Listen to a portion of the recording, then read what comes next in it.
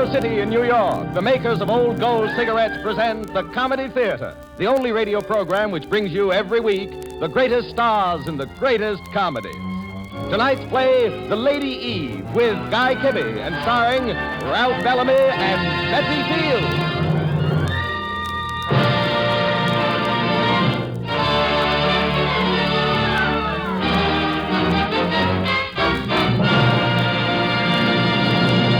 And here is the director of the Old Gold Comedy Theater, Mr. Harold Lloyd.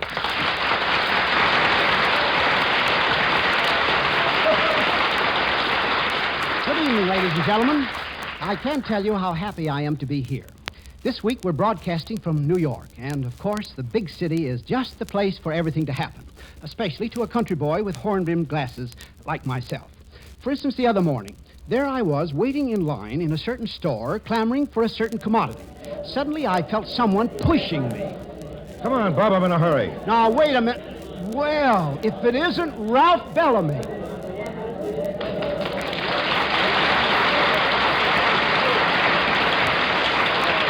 Harold Lloyd, what are you doing in New York? Among other things, trying to buy a pack of Old Gold. Two minds with but a single thought. Wait a minute, Ralph. Don't move. Huh? I'm doing the Lady Eve on the Old Gold Comedy Theater this Sunday night. You'd make the perfect hero, Charlie Pike. Ralph, you're my man. Pardon me, gentlemen, I'm in a hurry and... Oh, sorry. Ladies first, everywhere but on a cigarette line. Well, Betty Fields.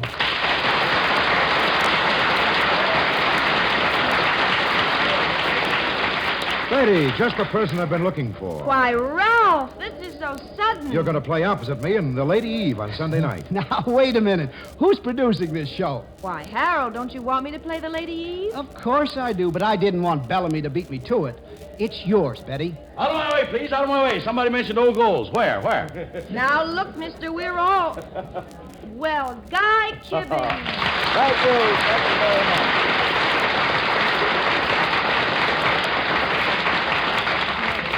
And just the person for the part of Colonel Harrington in our play. Rehearsal time, 1:30 Sunday. So you see, ladies and gentlemen, that's how we got around to casting tonight's show.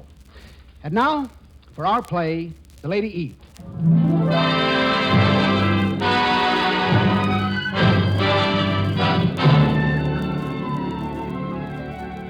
Just what do you know about archaeology? Well, if you know that it's a study of snakes, you're either a crossword puzzle addict or one of the select tiny group which includes a young man who's heir to $100 million, one Charlie Pike. Right now, in the luxurious salon of the steamship Southern Cross, a liner bound from South America to New York, every feminine glance is cast coyly, boldly, languorously, and even wantonly in one direction. But Charlie Pike, the center of it all, sits there absorbed in a thick book entitled Are Snakes Necessary? At a nearby table, Colonel Harry Harrington and his beautiful daughter Jean are also appraising Charlie, but with a look as cool and as calculating as that of a couple of safecrackers passing a bank. I hope he thinks he's a wizard at cards. And to make things perfect, I hope he's got a big fat wife so I don't have to dance with him. I don't know why it is, Harry, but a sucker always steps on your feet. Don't be vulgar, Gene. Let us be crooked if we must, but never common. He's getting up from the table. He's coming this way. Don't worry, Harry. Watch me go to work. What are you going to drop? Your modesty? I dropped that years ago. Mine is the direct approach. I'm going to drop the sucker himself. Watch this. Why don't you look where you're going? Why don't I look? Well, you're See what the you one... did to my shoe. You knocked the heel off. I did? Well, I certainly am very sorry. Well, you can just take me right to my cabin for another pair of slippers. Yes, it's the least I can do, isn't it? Oh, by the way, my name is Pike. Everybody knows that, and I don't see the reason for all the commotion. Incidentally, this is my father, Colonel Harrington. How do you do? My name's Sorry Jean. Come on. I'll see you later, Daddy dear. Now, don't be long, children.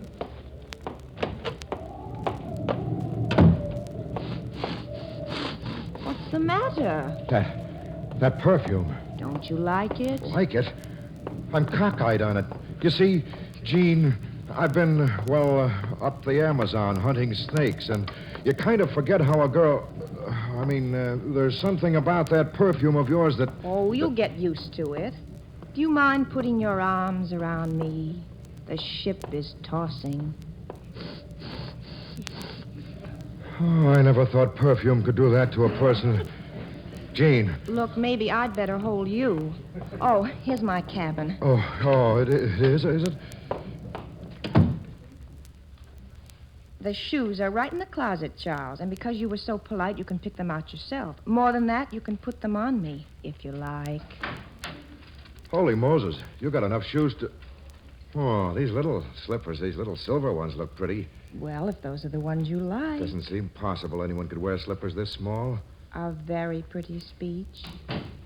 Well, aren't you going to put them on? Yes. Yeah. Don't you feel well? Oh, I feel fine. What were you doing up the Amazon? I thought you were in the ale business. I hate ale. I don't like pale ale, brown ale, porter, or stout. The very thought of it makes me gulp. Oh. When I was in school, everybody called me Hopsy. You know, hops and ale. Hopsy Pike. Hopsy. I like that. Make it Charlie, will you? All right, but there's something cute about Hopsy. And then when you get older, I could call you Popsy. Hopsy Popsy. That's all I need. Don't you think you can let go of my foot now? Your foot. Such a lovely foot. Oh, yes, a lovely foot.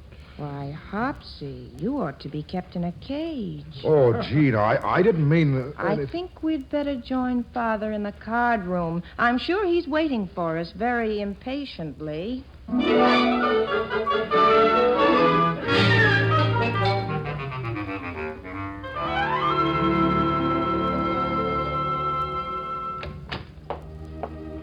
didn't mind my asking you to come out here? Well, it wouldn't be very polite if I said I did, would it? No, I don't suppose it would. And it wouldn't be true, either. You've got the darndest way of bumping a fella down and then bouncing him up again. And then bumping him down again. I was just going to say, I can imagine life with you would be a series of ups and downs, lights and shadows, irritation sometimes, but so much happiness. Why, Hopsy, are you proposing to me so soon? Oh, no, of course I'm not. Then you just... ought to be more careful. People have been sued for much less. You certainly are a funny girl for anybody to meet after he's been up the Amazon for a year. It's a good thing you weren't up there 2 years. You're very beautiful. Are you sure it isn't the perfume? Jean, please. Tell me something, Hopsy. Why didn't you ever marry? You are old enough, you know. Well, I guess I never met her, that's all. Why didn't you ever marry? Same reason, I suppose. Never met him.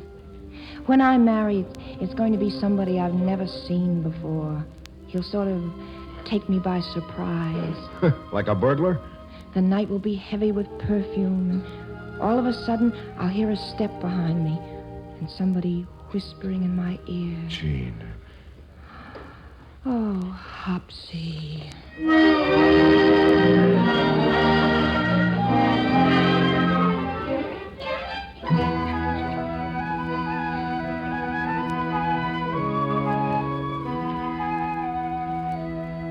Mr. Pike, your old man has been paying me to watch over you, and I am watching. But, Murgatroyd, how could that girl and her father be professional gamblers? Think of all the money I won last night. It is pitiful how a grown man could be so knave. Look, boss, get a load of these pictures, and the words that accompany the same. Here, let me see. Handsome Harry Harrington and daughter Jean. Professional card shops, bunco, oil wells, mines, and... Oh, there you are, Hopsy. Yes, Oh, you look like the last grave over near the willow. that's the way I feel. That'll be all, Murgatroyd. Okay, boss. Anything you say. You better take a look in this envelope, Miss Harrington. What? Go on, open it. Oh, rotten likeness of me, isn't it? Much better of the Colonel. Then you admit it? Please don't look so upset, darling. I was going to tell you when we got to New York, but I wanted this trip to be as perfect as possible. Maybe I wanted you to love me a little more, too. You believe me, don't you? Why didn't you let your father rob me last night? Why do you think I didn't? I wouldn't know. You thought you were having a lot of fun with me, didn't you? I was having a lot of fun with you. More fun than I've ever had with anybody. You were pretty funny yourself. When was that? Trying to play me for a sucker. When they told me who you were even before I met you. Who's they? Who told you? Never mind, but I knew about you all along.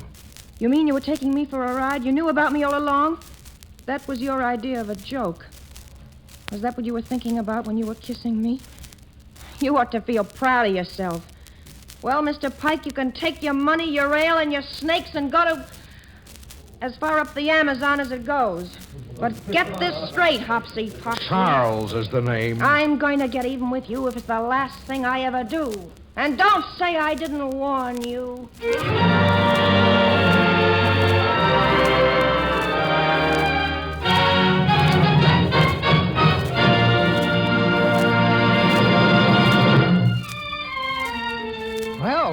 Well, it certainly looks like there are fireworks ahead for Hopsy Popsy Pike. He's going to find out that when dealing with an irate young lady like Jean, it's important for a man to keep his eye peeled and his powder dry. You're right, Mr. Lloyd, but I have something to say that's important, too. Pardon me. 1, 2, 3, 4, woof, testing. Pardon me. 1, 2, 3, 4, woof, testing. Well, Can you hear me, Hubert? Now, look here. 1, 2, 3, 4, woof, testing. How's that, Hubert? Just a minute. I have a message to deliver. Why don't you deliver it? Well, 1, 2, 3, 4, Now, woof, testing. Now- Can you hear me, Hubert? Now, look here. You're stopping me from delivering a message and... What am I shouting for? I know the answer to a situation like this. It's why be irritated? Light an old gold. Yes, friends, take it from me, when your temper is being tested, why be irritated? Light an old gold. Especially today, there's nothing like the comfort and pleasure of a fine cigarette. But you won't get that comfort and pleasure if your cigarette is hot, harsh, and dry. So here's what we do. To help prevent cigarette dryness, Old Gold's superb tobaccos are conditioned with apple honey. This special conditioning process helps hold in the natural moisture, helps guard your smoking enjoyment. Moreover, To give you a smoke of extra zest, extra flavor, a touch of rare imported Latakia tobacco is added to Old Gold's blend of many great tobaccos. yes, extra flavor plus extra special protection against cigarette dryness. That's Old Gold. First chance you get, try a pack.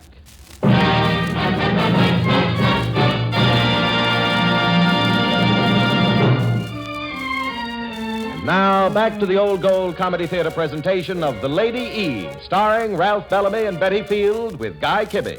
All right, Mr. Lloyd. Well, it's second act curtain time in the Old Gold Comedy Theater. And we find our woman scorned, Jean Harrington, still trying to forget snakes, love, and especially Charles Hopsy Pike.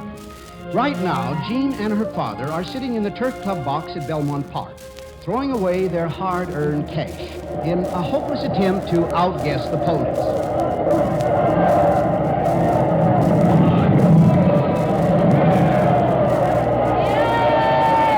Oh, what a dog. He can't even run without his milk I wagon. beg your pardon. Is this seat taken? Why, handsome Harry. Bless my soul. Oh, it's you. Well, hello. And the little lady. Oh, still as pretty as a pack of aces. Hello, Pearlie. How's it going? It's Sir Alfred at the moment, my pretty. Sir Alfred McGlennon Keith, KCB, at your service. What's your pitch these days, Sir Alfred? Well, as a matter of fact, I have a little nest on the edge of a town called Bridgefield in Connecticut, a city full of mugs. I mean, millionaires. Bridgefield? That's very interesting. How do you bait your trap, Pearlie? Sir Alfred. Well, I have my horses, I have my dogs, I have my little house, I have my antiques.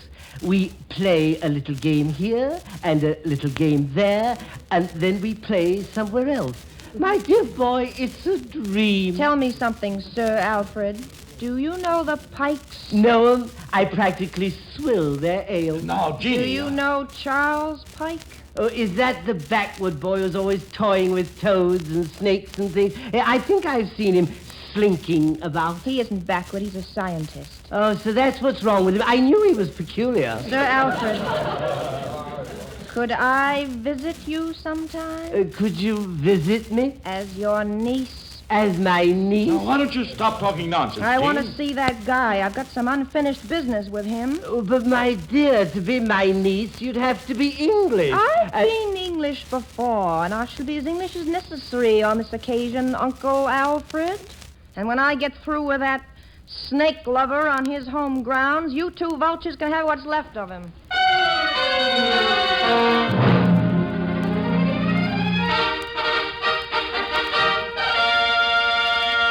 Mr. and Mrs. Horace Pike request the pleasure of your company June 23rd at dinner to meet the niece of Sir Alfred McLellan Keith, the Lady Eve Sidwich, RSVP.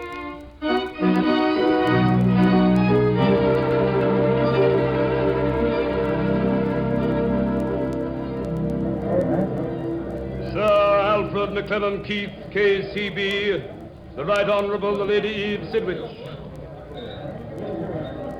Hurley, I'm scared. Nonsense, my dear. Well, here comes Horace Pike, Charlie's old man. Get a load of him and breathe easy. Well, how are you, Glenny? Glad to see you, you old lime juicer, you. This is your niece you've been telling me about, eh? Eve, darling, your host this evening, Horace Pike. Charmed, Mr. Pike. Look, lay off that Mr. stuff. Just call me Horace. Horace, how ripping. What? Oh, but of course you must call me Eve. Evie? Great. Well, I'll toddle off and have me a scotch and soda, if you don't mind.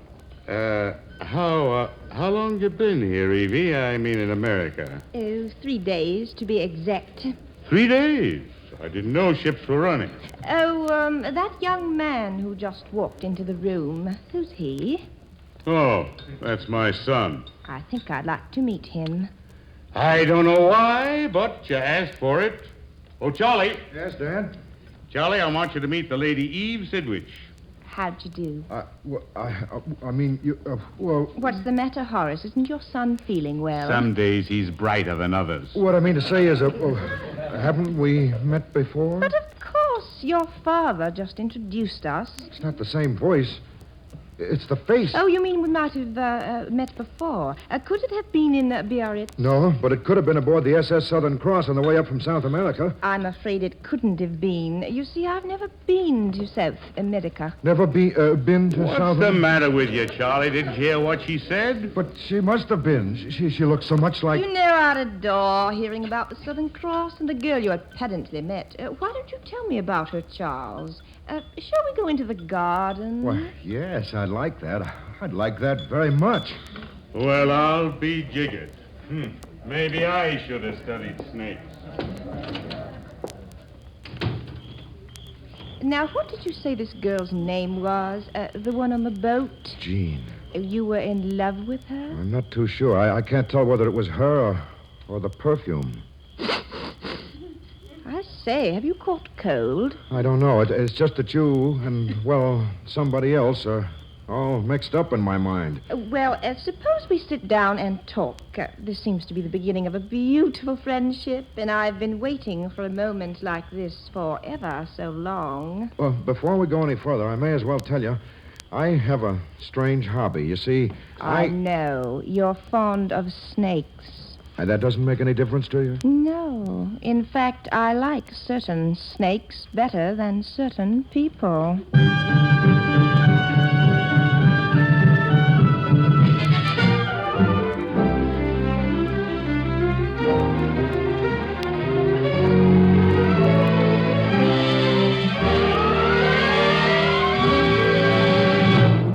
Here, Murgatroyd.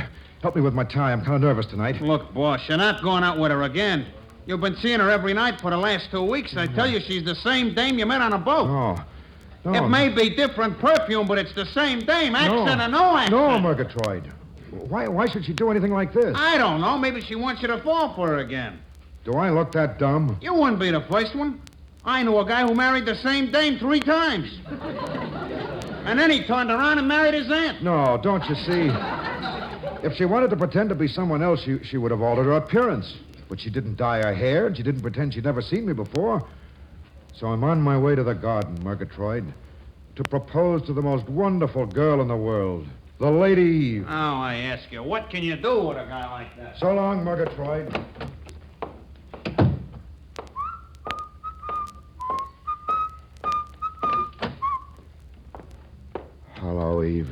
Hello, Charles. I suppose you know what I wanted to ask you tonight. If I didn't, I wouldn't be here. Eve, darling. When you kiss me like that, I can't refuse you anything. Eve, we belong together, but you're so beautiful, so fine, I don't deserve you. Oh, but you do. If anybody ever deserved me, you do. Well, what are we going to do about us, Charles? What everyone does. We're going to get married. No, we're going to elope. You took the words right out of my mouth, darling. And I promise you, this is going to be a honeymoon you'll never forget.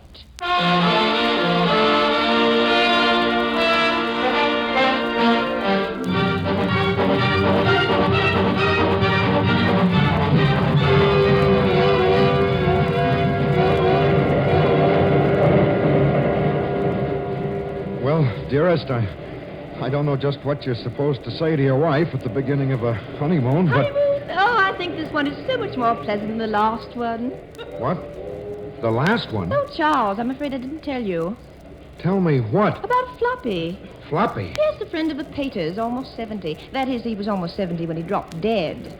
You mean he dropped dead on your honeymoon? Oh, no, silly. Floppy lived for 2 years after that. It was Herman who died on a honeymoon. Herman? Were there any others? Oh, let me see. There were Chester and Bertie. Bertie was so young. He was only 15, so cute in his groom's uniform. You married a groom? Well, he was really a stable boy, but he looked so cute with his little tight pants and boots with yellow tops. Oh, but I mustn't forget Donald and Philip. They were... Why, Charles, what are you doing? If you pull that emergency cord, you'll stop the train. How else do you expect me to get off? Get off? But, darling, this is our honeymoon. Our honeymoon? Sounds more like a modern version of 1001 Nights. I'm getting off this train right now. The honeymoon is over. Charles! Oh, Hopsy!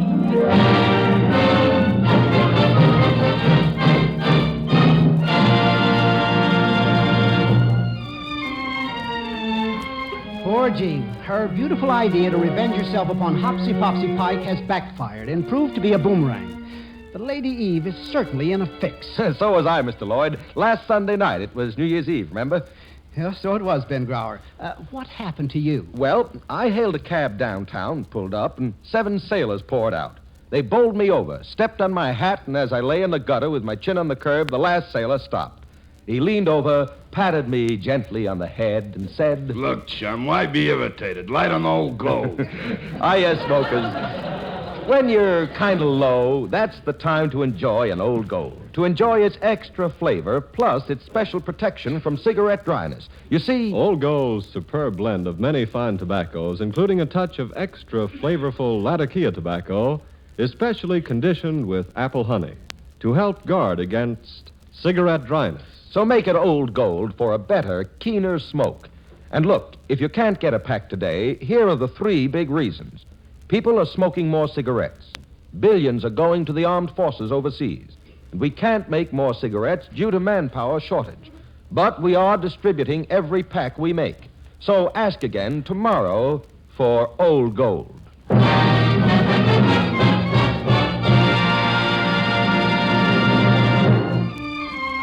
Now, back to Act 3 of the Old Gold Comedy Theater presentation of The Lady Eve, starring Ralph Bellamy and Betty Field with Guy Kibbe. All right, Mr. Lloyd. Well, the story Old Gold's bringing you tonight certainly tops the regular Hollywood formula. Because in The Lady Eve, just this far, boy has lost girl twice. But before we lose the track of the proceedings, let's look in on Mrs. Charles Pike, formerly the Lady Eve Sidwich and formerly Miss Jean Harrington. Jean is sitting in her father's hotel room just 2 days after being deserted by her husband, the frustrated and disillusioned Hopsy, of Pike's ale fame. She has just put in a long-distance call to Pappy Pike in Bridgefield, Connecticut.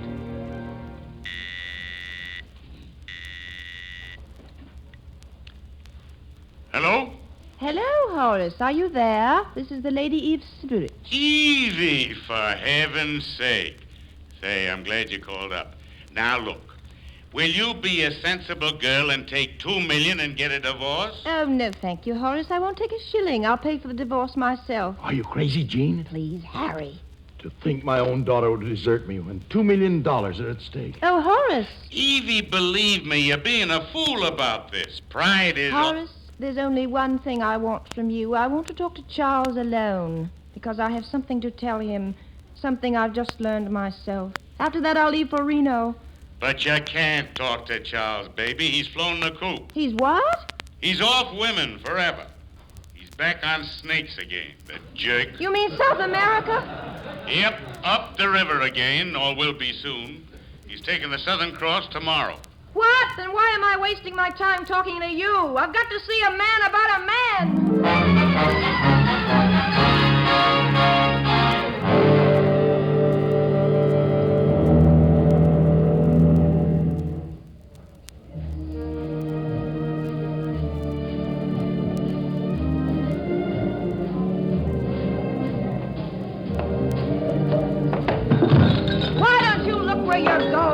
Why don't you...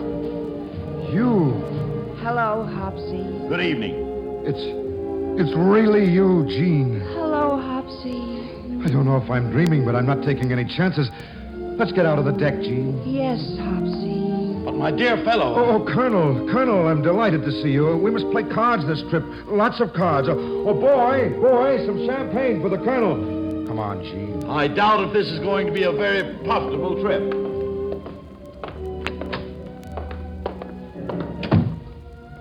Don't say anything, Hopsy. Just kiss me. Jean.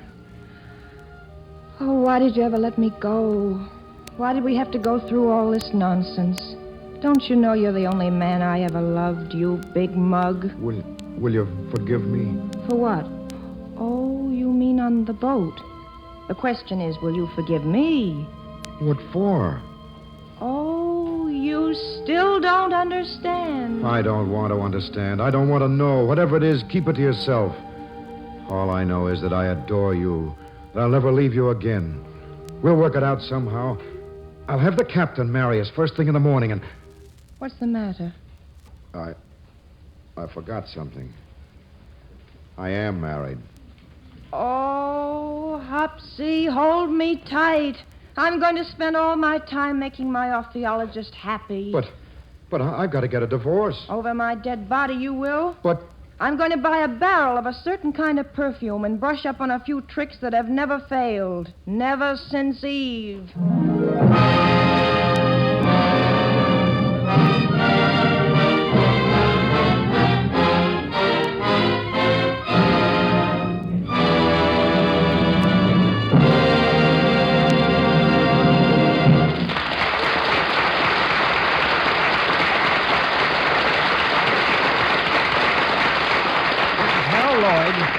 This is Guy Kibbe. This is Ralph Bellamy. This is Betty Field. Saying good night to you for Old Gold. And I hope that you'll be with us again next Sunday when the Old Gold Comedy Theater presents Ann Baxter and Alan Young in Nothing But the Truth. See you then.